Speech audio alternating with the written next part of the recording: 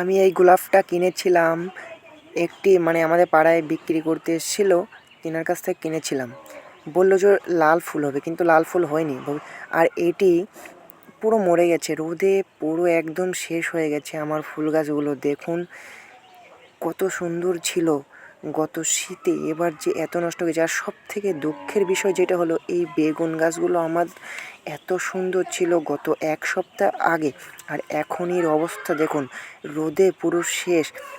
আর যারা ভাবছেন ছাদের ওপরে ফুল গাছ, বেগুন গাছ, নানা সবজি শাকসবজির গাছ করবেন, তারা একটু দেখে শুনে বুঝে করবেন, নাহলে এরকম আমার মতোই অবস্থা হবে, পরে পস্তাবেন। আর বিশেষ করে গোবর সার ব্যবহার করবেন এবং নিয়মিত জল ব্যবহার করবেন, জল দেবেন গাছের গোড়ায়, তাহলে গাছগুলো অনেক সুন্দর থাকবে, সতেজ থাকবে।